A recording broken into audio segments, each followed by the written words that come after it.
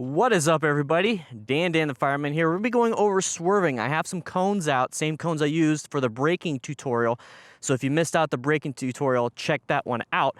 But we're going to be talking about swerving. Sometimes you just cannot stop in time. Your total stopping distance pretty much encapsulates whatever the object is, so you're going to run into it.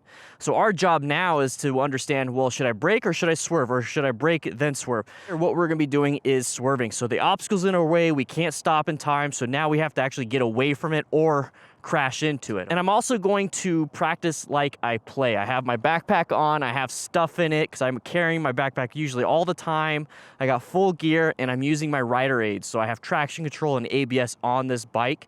So if you have all these things, practice like you play. So when it comes down to the real situation, you know how it feels because you practice exactly how you do it. So right here, what we have is we have two cones, okay? So we have these two cones about 3 feet apart. I have red cones as a diagram. You don't have to use all the cones, but I have red cones to show, hey, this is an obstacle, do not hit it.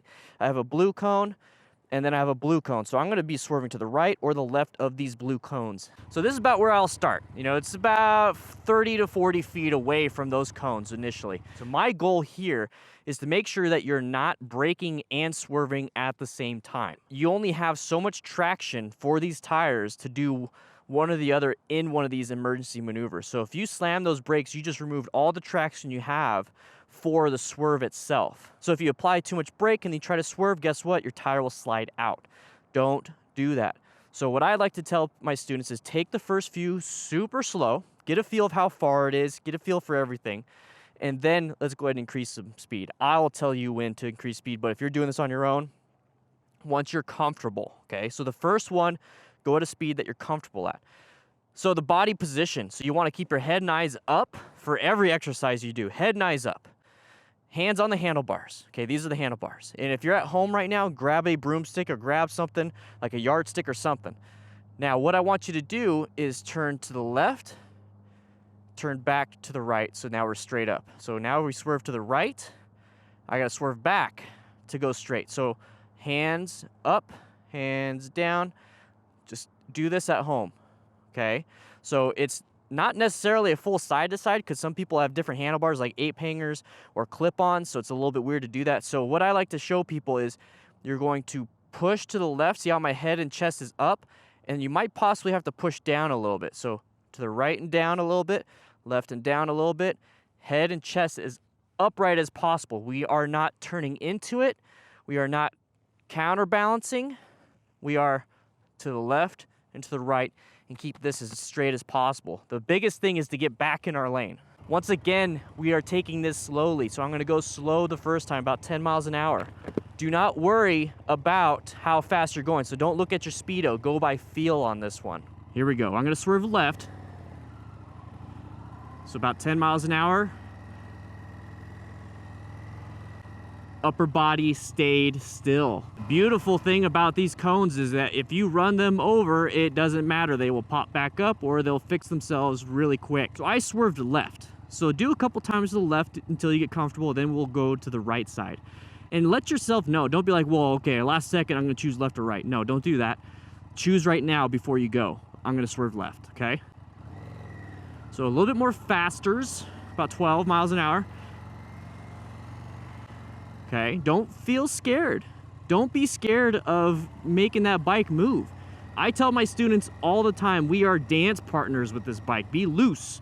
The bike wants to do what it wants to do, and you're in charge of it. You let it do it. All right, so we're gonna do that again, but I'm gonna increase the speed about 20.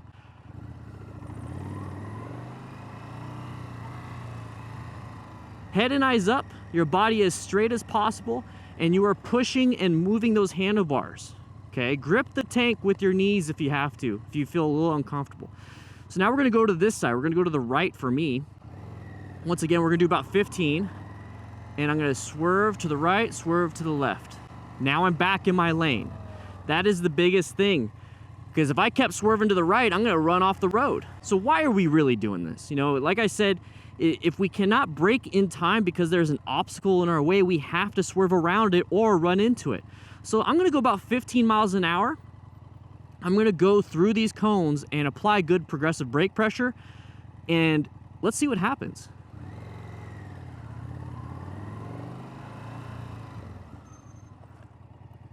That's 15 miles an hour. 15 miles an hour.